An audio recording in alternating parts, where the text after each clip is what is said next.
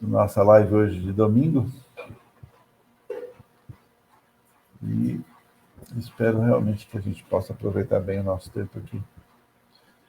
Estamos aí nas lutas com a legislação, né? Isso tem sido uma luta bem estranha por causa da desinformação gerada, não é? Estamos aqui numa luta meio inglória por conta dessa pandemia. E eu até acredito que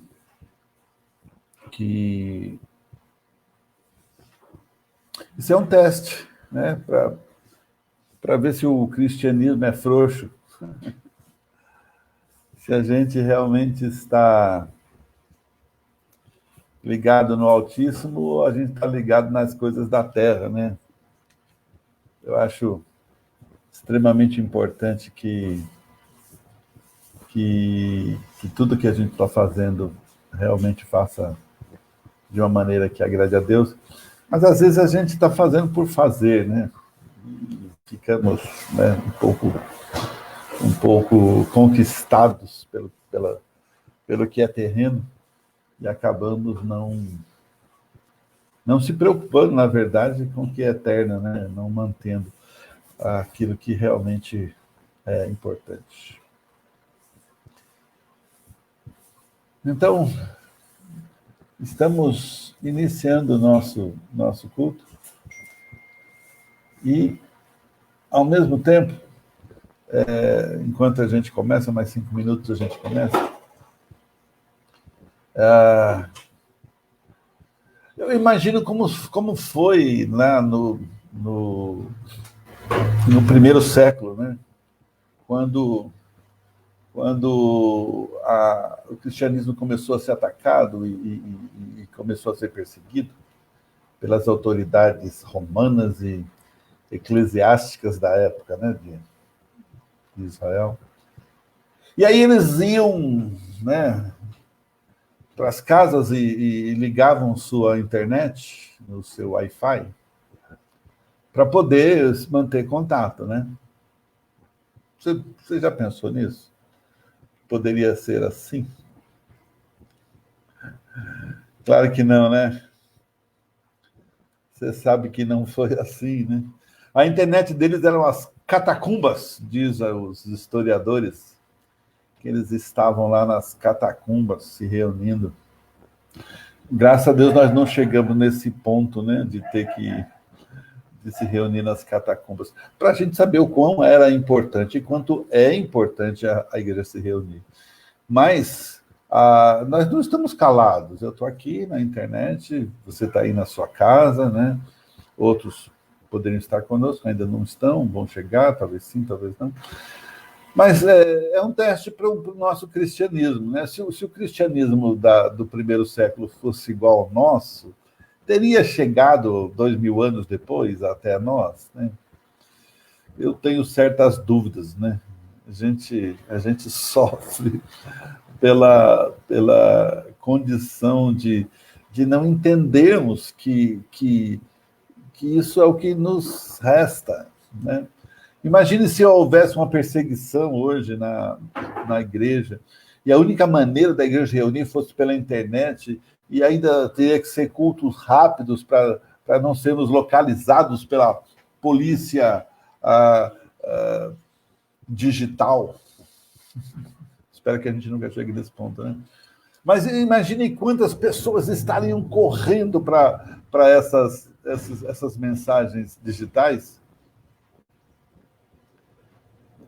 tentando ter um pouquinho da graça, um pouquinho do movimento, um pouquinho da palavra, um pouquinho de amor, um pouquinho de restauração. Seria diferente, não seria? Né? Eu acho que você seria bem diferente, né? Com certeza. Eu acho que muitos fariam de tudo, até correr risco de ser localizado pela polícia digital e ser preso, talvez, né? E a gente está falando aqui de uma especulação se o nosso modelo de evangelho aqui, nesse momento, fosse o modelo do primeiro século. Né? Primeiro século, os historiadores dizem que os cristãos eles estavam se reunindo nas catacumbas, né? Nos cemitérios. E isso é para saber que é importante essas reuniões, né? Se eles tivessem uma internet lá, um Wi-Fi, como é que seria isso? Eles estariam loucos para achar um pastor que tivesse coragem de pregar lá pela Wi-Fi, e ele pregava acho que 5 minutos no lugar, depois ele mudava para não ser pego pela polícia digital, para localizar onde é que ele estava. Né? Mas não estamos naquela época, não somos perseguidos. Então, relaxamos. Irmãos, essa situação não promete mudanças nenhuma, né, a curto prazo. Então, continue orando, vamos continuar, a gente vai orar já, mas para que esse momento seja abreviado, para que a gente não sucumba, né, a essa falta de referência, essa falta de relacionamento, essa falta de liderança, essa falta de busca, de procura, que a gente acaba, né, a gente vai, aos poucos, nós vamos caindo pelas tabelas. Mas a verdade é que se eu não tomasse esse cuidado, se eu não me preocupar com aquilo que realmente pode fazer diferença, é fácil a gente chegar à conclusão de que a coisa seria bem perto de um esquecimento, infelizmente. Né? A gente não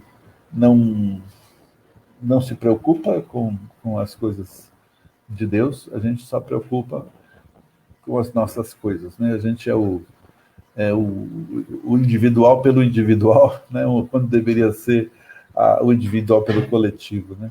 Você sabe que quando você participa de um evento desse, você fala, você compartilha, você está animando um irmão. Né? Como será que o pessoal entrava naquelas arenas para ser devorado pelos leões? Né? Os historiadores contam que, enquanto eles estavam soltando os leões, os cristãos estavam cantando. Quem era o regente daquele canto? Qual seria o canto? Né? Certamente tinham queridos lá e queridas que estavam apavorados e precisavam ser abraçadas para dizer, vamos junto nessa, Deus está conosco e a gente vai acordar no colo dele, a dor é passageira. Né?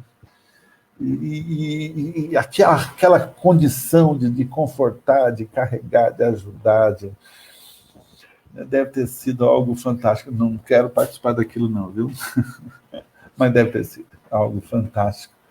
Então, quando você faz isso e comenta e compartilha, você está na jaula, os leões estão chegando, você fala, não, vamos firme, estamos juntos. Aí você vai começar a gritar, né? Quero a minha igreja aberta. Eu vi nessa semana no Face.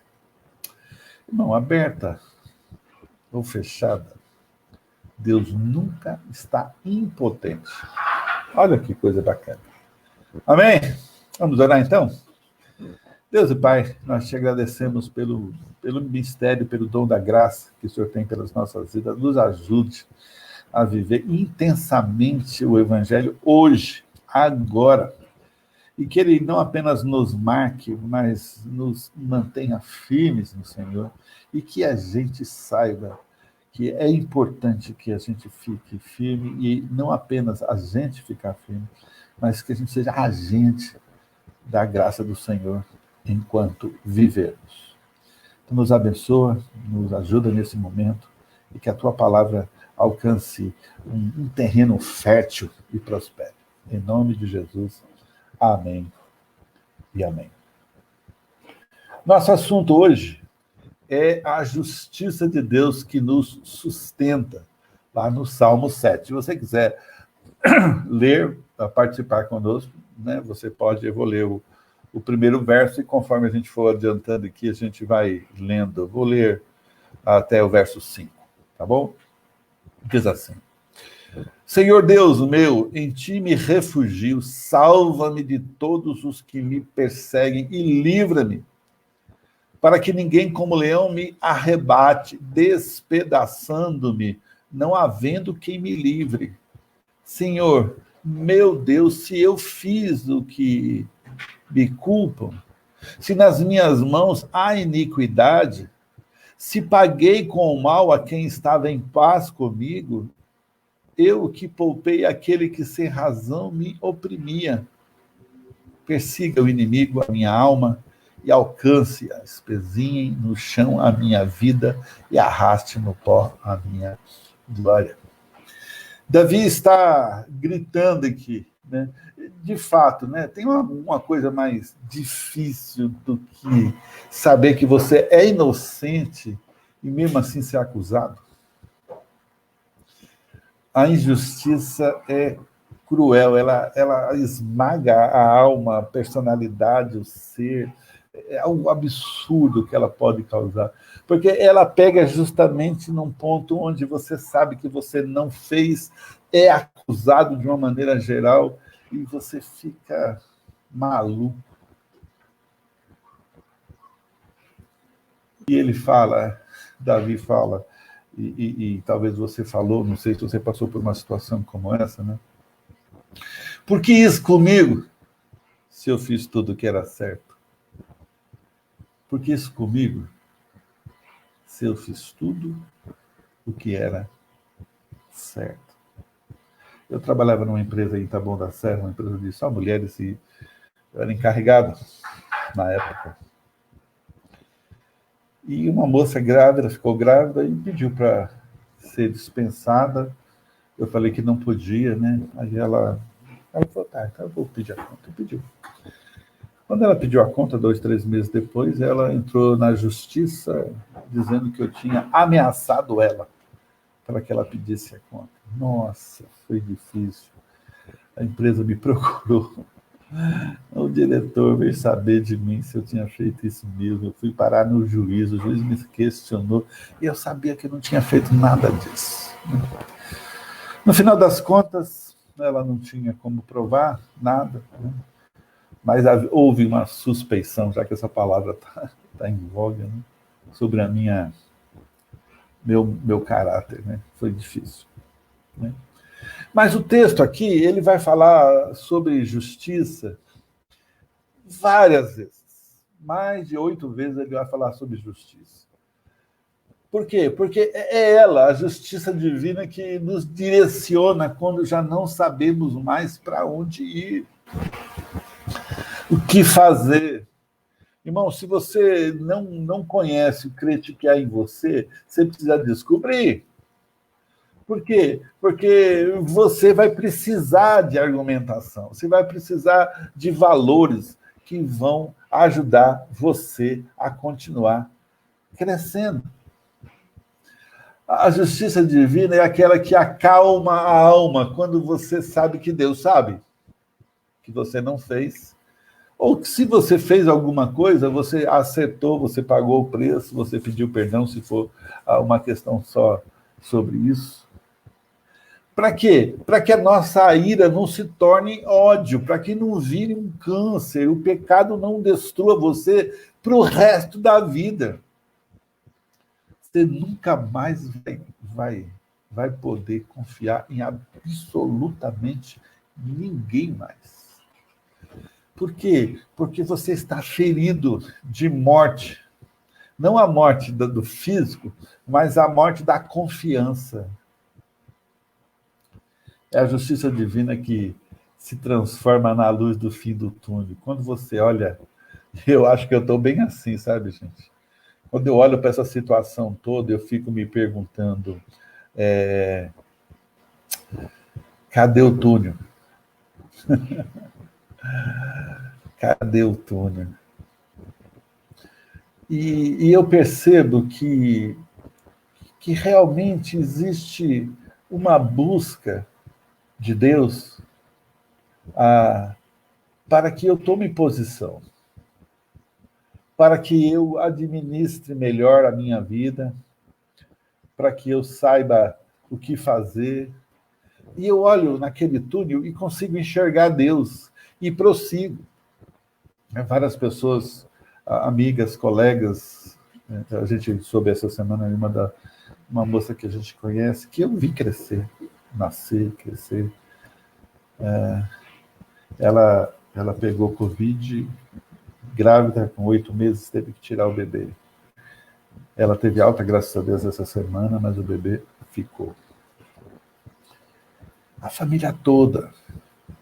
A mãe com câncer pegou, o pai, todo mundo na casa.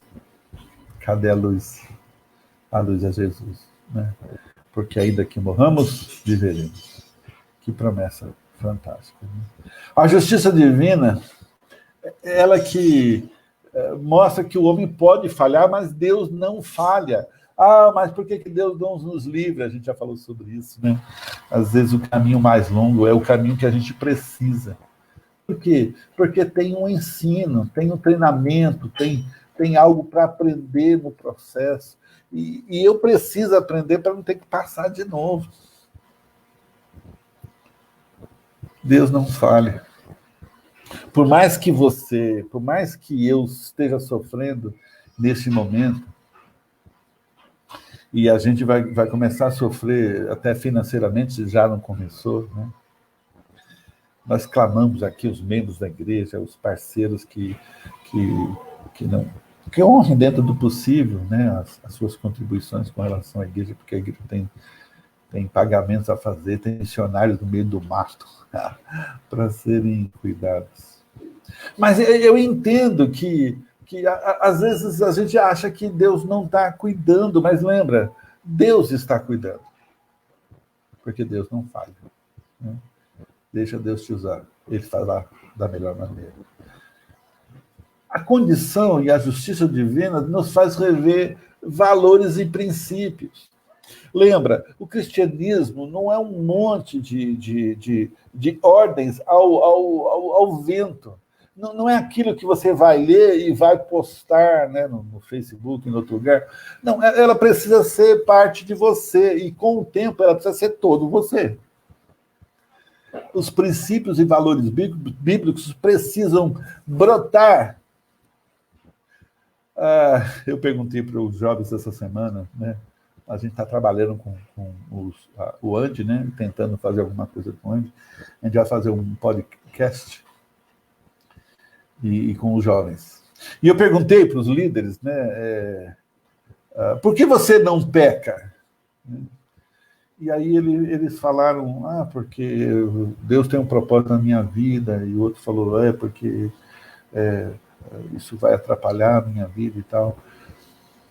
Eu falei, mas e os outros? O que os outros têm a ver com tudo isso? Né?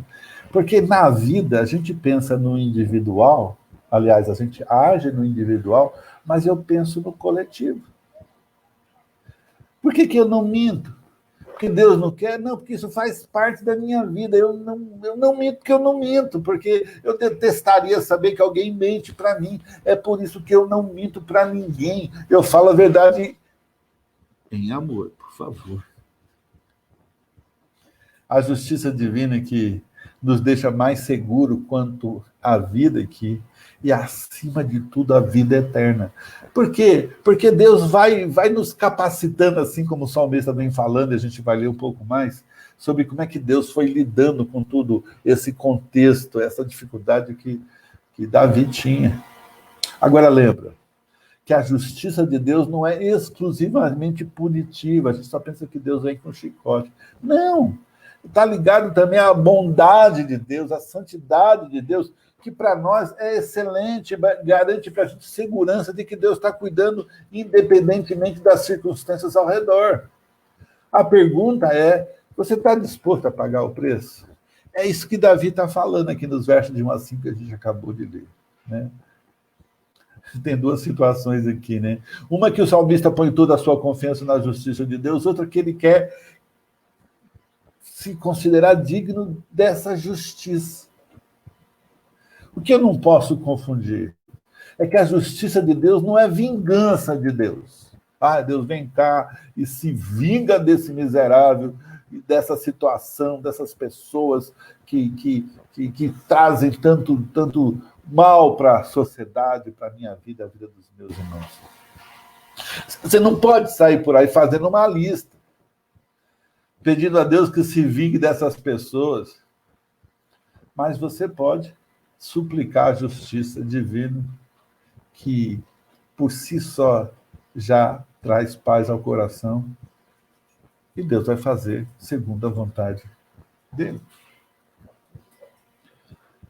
Sabe, quando confessamos os nossos pecados a Deus, é que ele nos perdoa. Isso é justiça divina. Rapaz, tem horas que eu não queria perdoar, mas eu lembro que Deus me perdoa sempre.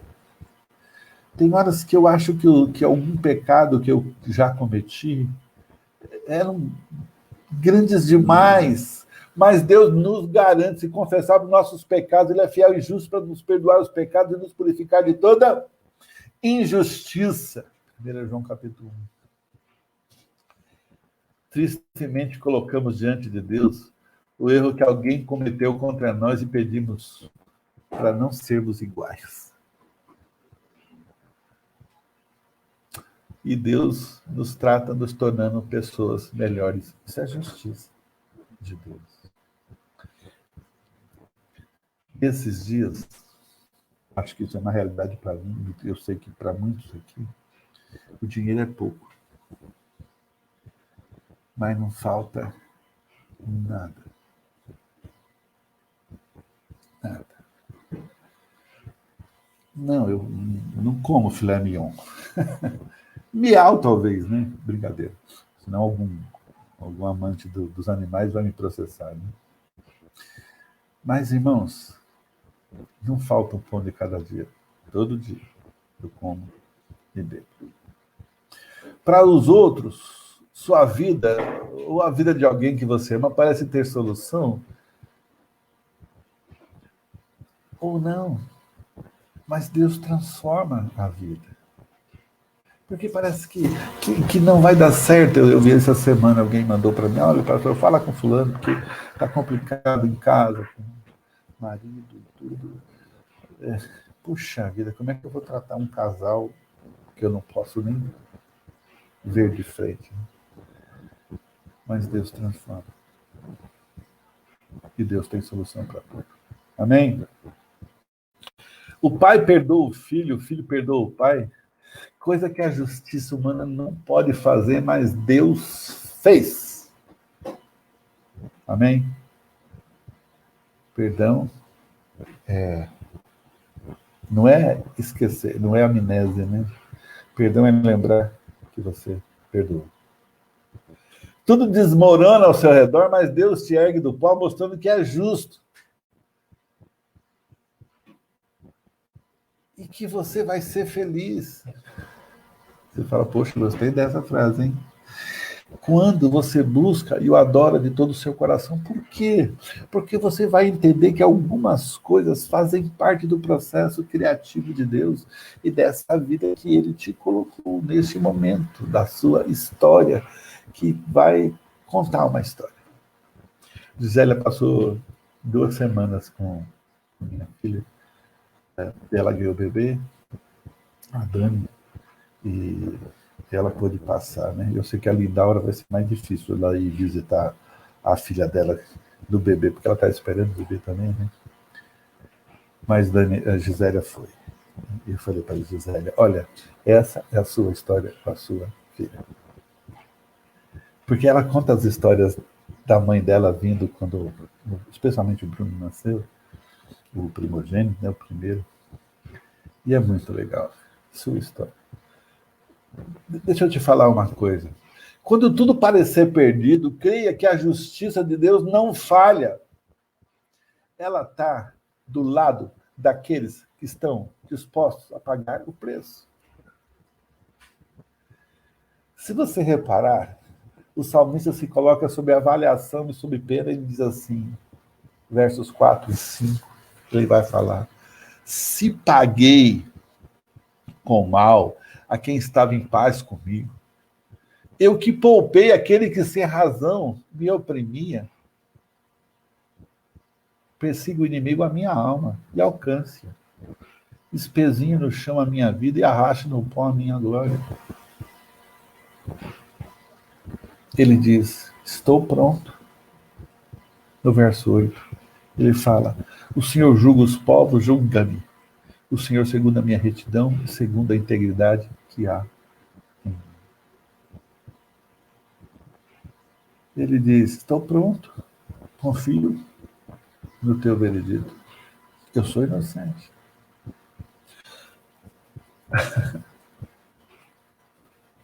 Pergunto de novo, você está disposto a pagar o preço? Como é que você quer justiça se às vezes você não é justo? Como é que você quer ser amado se você não ama? E amar é incondicional, não dá para pôr condição no amor. E o amor é uma decisão, não é um sentimento que muda.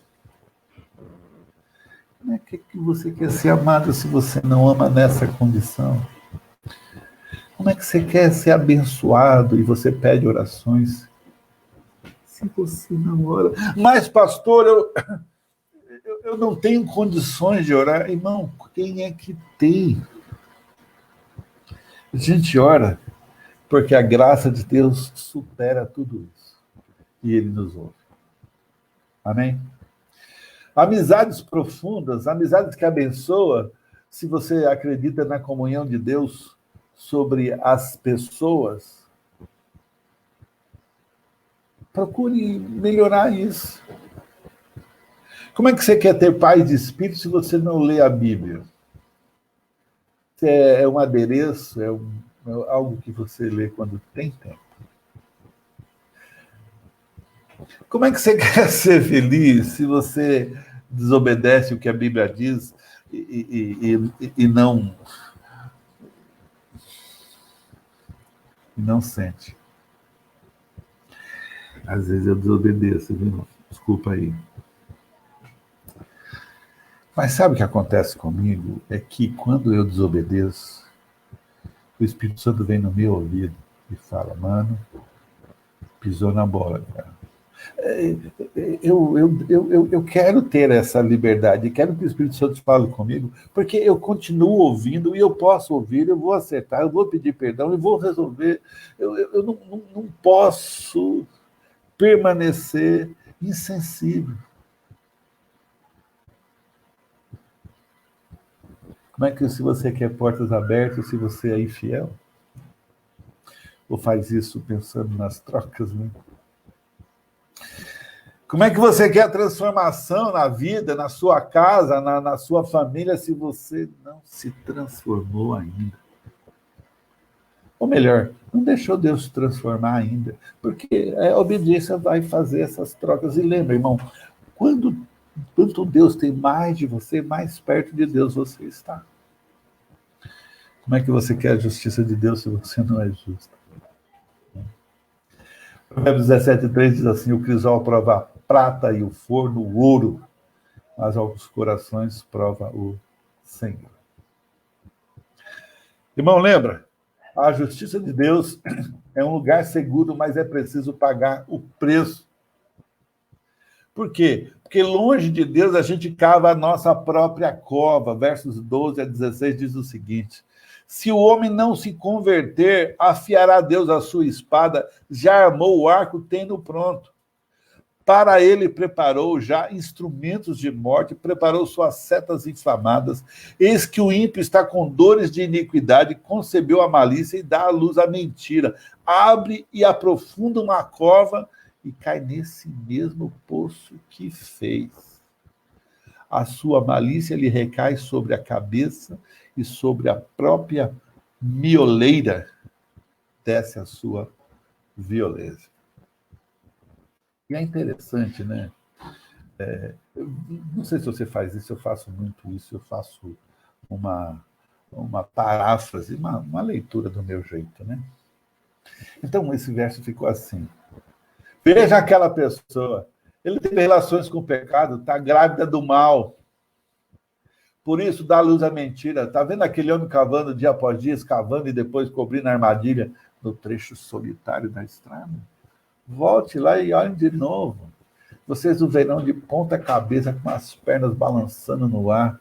É isso que sempre acontece. A maldade se volta contra o malfeitor. A violência violenta o violento. A pessoa longe de Deus não vê as besteiras que faz. Tenta vencer o mundo com suas próprias forças, cava sua própria cova, sem perceber, ficando assim longe da justiça de Deus. Longe da justiça de Deus, fazemos tudo errado, mas por que a gente faz tudo errado? Porque a gente já não discerne sobre o que é certo, ou melhor, porque isso parece uma coisa de somenos. O que é certo nem sempre é o melhor para nós. Então não vou fazer, vou fazer o que é melhor. Quando o certo é o certo. Perdemos os princípios e valores do reino de Deus. A gente vai se afastando e esquecendo que a palavra não é um apêndice na nossa vida, mas é a nossa vida e precisa ser cada dia mais. E você vai fazendo essa transição da verdade com você para que a verdade seja você também. A gente pode passar a vida dos outros, olhos de competição, disputamos espaço, pessoas, status, só para provar que a gente é melhor. Irmãos, a vida é muito mais do que isso. Eu vejo muitas desses dias, muitos celebridades famosas, que estão aí falando muita bobagem. Confiamos única e exclusivamente em nossas próprias forças. Eu posso, eu consigo, eu vou. E esquecemos que Deus tem que estar nesse projeto, nessa equação, porque senão ela não vai ser o jeito certo. A gente já não sabe mais o que é pecado. Eu juntei alguns textos sobre pecado. Salmo 38:3 diz assim: não há saúde nos meus ossos por causa do meu pecado. Davi mesmo, né? Provérbios 14:9 diz assim: os poucos zombam do pecado. Pecar, todos nós pecamos, mas o pecado aqui é o pecador de tornar a justiça de Deus sem valor. É desprezar o evangelho que transforma e não crer em Jesus e na mudança que ele produz na vida. Irmão, Jesus ainda é a verdade, e ainda é a vida, e ainda é a salvação. Sempre será. Romanos 1,17 diz assim: visto que a justiça de Deus se revela no evangelho de fé em fé, como está escrito, o justo viverá pela fé. Romanos 3, 21 e 22 diz assim: mas agora sem lei se manifestou a justiça de Deus. 2 Coríntios 5,17 diz, e eu sei que você conhece esse texto: e assim, se alguém está em Cristo, é nova criatura, as coisas antigas já passaram, eis que se fizeram novas. Em outras palavras, esteja debaixo da justiça de Deus, que nada mais é do que crer em Jesus e viver segundo o Evangelho. Fora dessa justiça é por sua conta em risco. E diga-se de passagem, conta e risco são altas. Por último, se Deus é justo, o que há de temer? O que eu tenho que temer? Não precisa. Não temer por conta da justiça de Deus não é a certeza que tudo vai dar certo.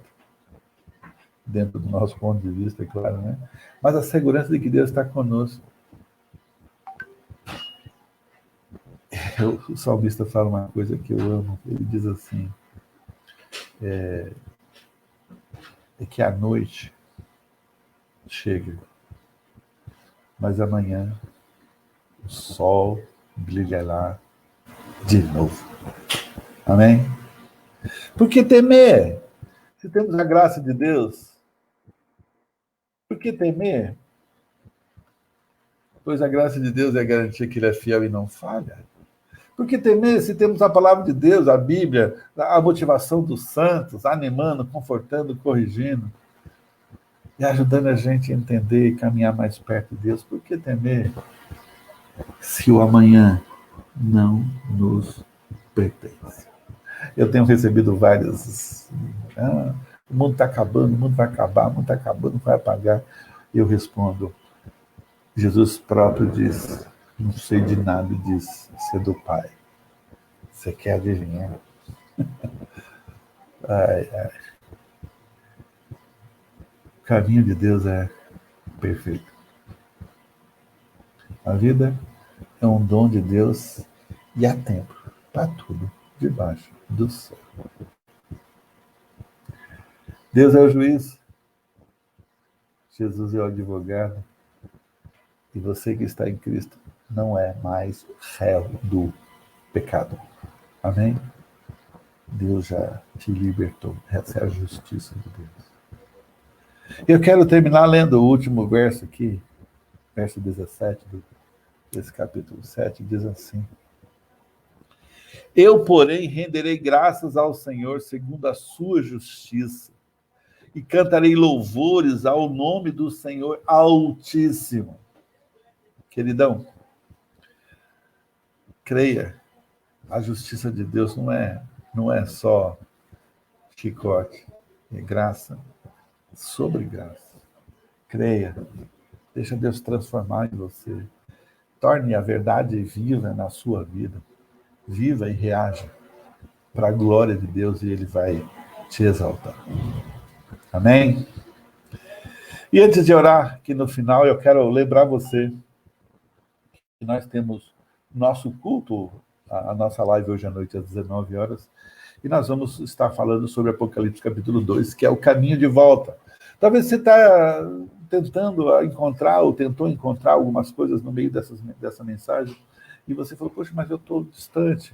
Então, hoje à noite nós vamos falar sobre o caminho de volta, lá em Apocalipse capítulo 2, verso 5. E eu espero e quero falar com você hoje à noite às 19 horas. Apareça, tá bom? Deus e Pai, nós agradecemos ao Senhor quem pode estar participando conosco aqui, lembrando que a justiça de Deus é boa, agradável e perfeita. E o Senhor e a sua vontade acham um caminho no meu coração e na minha vida para meu aperfeiçoamento próprio e meu crescimento. Que todos nós pensemos, agimos individualmente, mas pensemos no coletivo. O quanto é importante eu viver para Deus enquanto sirvo o próximo. Que o Senhor nos ajude, nos abençoe e que a tua graça seja completa e perfeita, agora e para sempre. Em nome de Jesus. Amém e amém. Deus abençoe, meu querido. Que você tenha um bom dia hoje, que você possa ter esse tempo na presença dos seus queridos. E logo mais à noite, convide alguém para participar com você, juntamente conosco, e será muito bom. Eu tenho certeza que Deus vai continuar te abençoando de uma maneira toda especial. Tá bom? Deus te abençoe e até daqui a pouco.